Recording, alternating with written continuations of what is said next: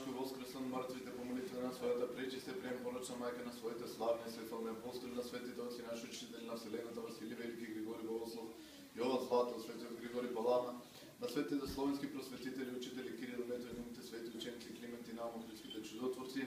на светите 15 римополски свештеnomаченици, светите великомаченици Георги и Димитри, светиот маченик Леонтий, на тројцата пречистански новомаченици и на светите 40 новомаченици битолски, и по молитвите на преподобните богоносни отци наши Пима Арсения, Гатон Онуфри, Велики Ефрем, Сирим Теофил, Спомнен Странучки, Осеспиле от Гаврил Велички, по молитвите на светите праведни боговци Јоаким Јана,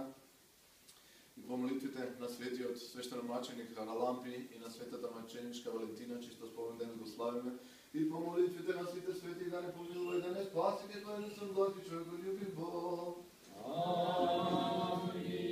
По молитвите на светите отци наши Господи Исусе Христе Боже наш, помилуј нас.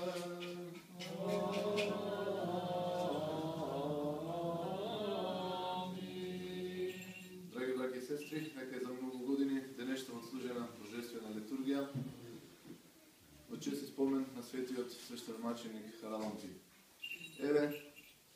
сите овие неколку недели наназад, откако ги прославивме големите празници, како што се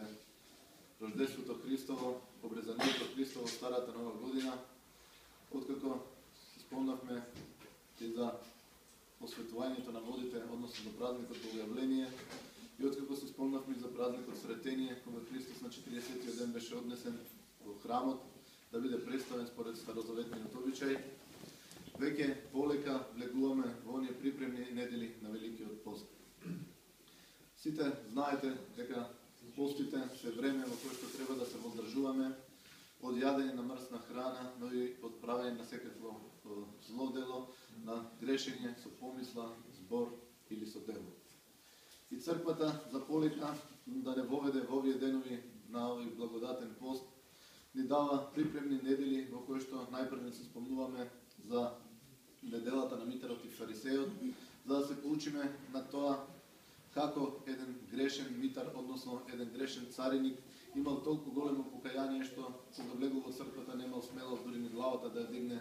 кон небесата за да побара прошка од Бога, туку смирено гледал кон земјата и се молел постојано: Господи, биди милостив спрема мене грешникот. Од друга страна имаме пример на еден фарисеј кој се правел онака како што треба, но во себе ја имал таа слабост да го осудува другиот. Тој му благодарил на Бога во таа прилика кога митарот влегол и молел за прошка на своите гревови. Тој во исто време се молел благодарајќи му на Бога за све што му дал, затоа што му дава сила да ги издржи постите, затоа што му дава можност и материјално да има доволно за да дава десеток и да помага на тој начин и онаму каде што треба. Но она што треба да се поучиме од неговиот пример е дека никогаш не треба да се споредуваме со конкретна личност и да судиме за неговата вера и за неговото покаяние. Тој погрешил во оној момент, се правил добро, и тоа што правил милостиња, и тоа што постел, и тоа што се молил постојано, и тоа што доаѓал во скинијата постојано, но грешно го направил тоа што се споредил со овој митар кој барал прошка за неговите гревови. Тој кога го погледнал, рекол: Господи, ти благодарам што не сум грешен како овој митар.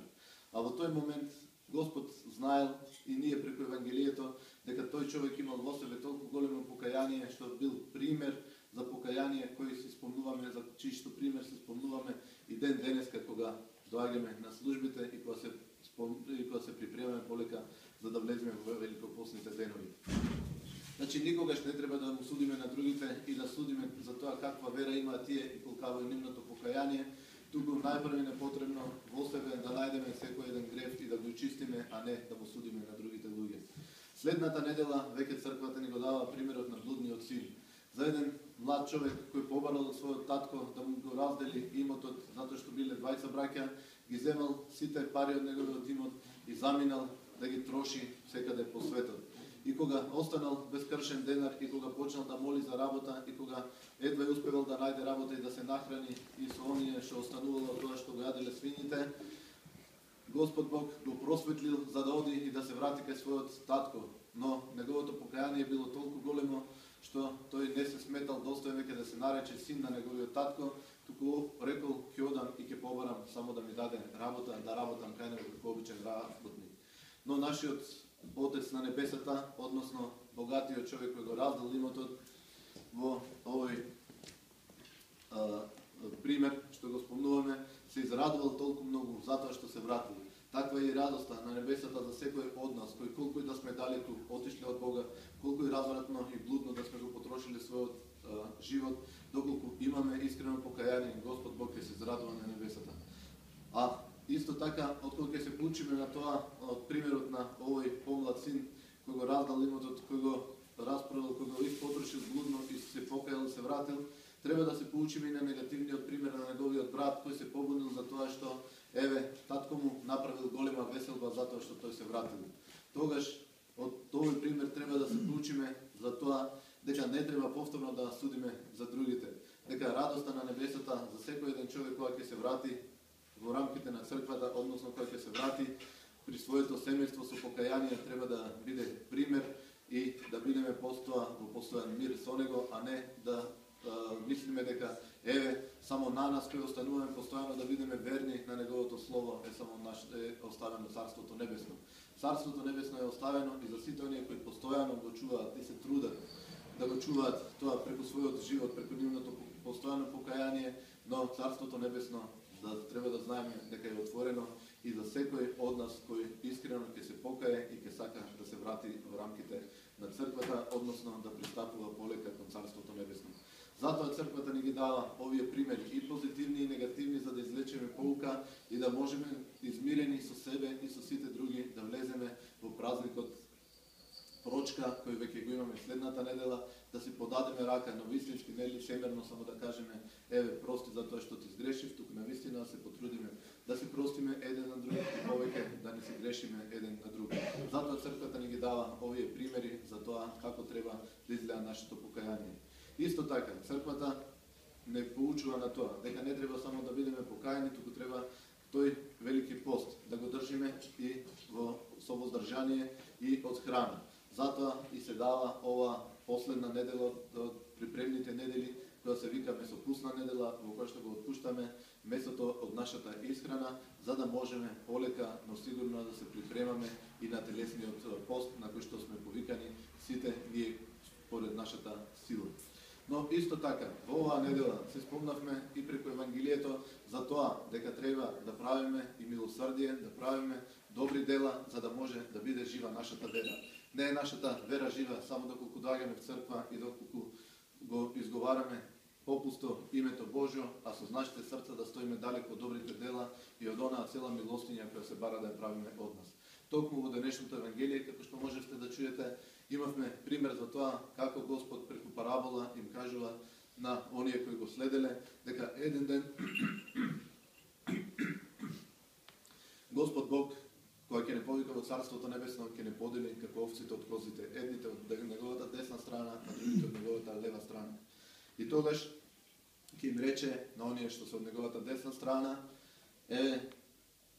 мои ученици, мои последователи, мои браќа и сестри, дојдете и влезете во радоста на Царството небесно, затоа што болен бев и ме посетивте, гладен бев и ме облековте, странен бев и ме примивте, во затвор бев и ме посетивте, жеден бев и ме напоивте, кога бев гладен ме наситивте. И тогаш вели ќе прашаат тие, Господи, кога те видовме и го направивме тоа за тебе? Но Христос премудро вели, ако тоа сте го направиле на еден од овие мои најмали браќа, односно на секој еден човек кој има потреба од тоа, доколку сме ја покажале таа милосрдност, таа наша големост на нашите срца и отвореност за помагање, тогаш тоа сме го направиле на нашиот Господ и Бог и Спасител Исус Христос. А додека не сме го направиле сето тоа, додека сме ги одбивале, сите оние кои барале помош од нас, кои пристапувале со некоја молба за помош, тогаш ќе бидеме од левата страна, онака како што ни вели Христос, одете од мене проклети од вечниот оган, затоа што исто како што рекол дека го нахраниле, ќе рече гладен бев и не ме нахранивте, жеден бев и не ме напоивте, болен бев и не ме посетивте, странен бев и не ме примивте. Затоа мисијата на нашата црква, значи треба да биде поучена од овие Христови зборови. И ние како поединци во нашите животи да гледаме секогаш да се трудиме да помагаме оному каде што има потреба, оному каде што има потреба од милостина да ја даваме таа милостина на страниците да ги згрижуваме. Но исто така, таа мисија, таа улога на милосрдие треба да имаме и во нашата црковна општина, затоа што еве Господ Бог не толку признавам Охридскиот чудотворец, да ги дал овие простори и за заеднички да се молиме и заеднички да можеме потоа и да се дружиме и да разговараме меѓу себе и да се помагаме. Затоа што кога се собираме во поголем број и со наша и најмала помош многу можеме да помогнеме оному каде што има потреба. Еве гледам, пратам дека во вашата црквена општина се организирала една комунитарна акција за собирање на топла облека, за да се даде во оние детски домови каде што има навистина потреба од сето тоа. Ете, тоа е еден пример за тоа како треба да бидеме милосрдни, како треба да помагаме оному каде што има потреба. Затоа што секој од нас, фала му на Бога, овде веќе кога сме живееме стабилно и имаме многу повеќе од оние што останале дома во Македонија, односно имаме во секој случај повеќе од оние кои што се згрижени во домови, во затвори или во некои прифатни центри. Затоа секогаш имаме можност да ја покажеме оваа милосрдност на која што сме повикани од нашиот Господ и Спасител Исус Христос. Исто така,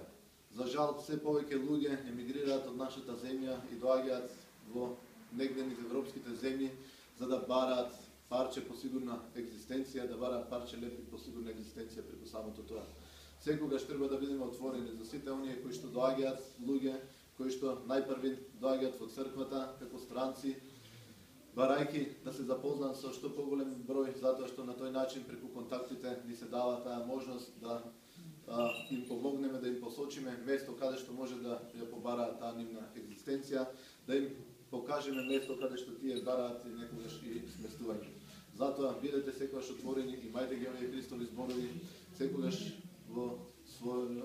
не само на своите усни дека треба тоа да го правиме, туку и во вашите срца за зборовите да ги преточиме во дело. На тој начин ќе го градиме нашето спасение и Господ Бог, кога го имаме тоа во себе, ќе го препознае и ќе ни даде уште повеќе за да можеме уште повеќе да помагаме онаму каде што има потреба. Нека Господ Бог ни дарува лесни благословени пости. За жал, во годинава што измина имавме и мали недоразбирања, имаше можеби некои лични препреки, казни и кавги, но затоа црквата премудро го смислила празникот прочка, кога можеме секој од нас со секој да се сретне и да се побараме таа прочка, за да можеме така измирени самите со себе, со нашите браќа и сестри, со оние што се околу нас, со светителите и со Бога, за да влеземе во тој пост. Затоа, еве, имате оваа недела, денскот кој ќе го одржиме годишното собрание, да си продолжите со работа, онака како што функционира оваа црковна општина и да размислите кој кого повредил со некој гест или со некој дело или со некој збор и веќе во недела повторно да се соберете во што поголем број, да се подадете рака, да се простите меѓу себе, затоа што уште еден пример ќе ви дадам од тоа како Господ не учи на покаяние, како што ја изговараме молитвата Оче наш, како што бараме Господ да ги прости нашите гревови, како што ги простиме ние нашите должници, така, значи, како што бараме да ни се прости, така и треба да ја даваме таа прошка, за да можеме измирени да влеземе во великиот пост и заедно да го дочекаме и највеликиот празник на Христовото воскресение, кој ни следува веќе за 8 недели. Нека уште еднаш честито од Бога благословено, сега ќе поделиме нафора, потоа ќе ги осветиме и последните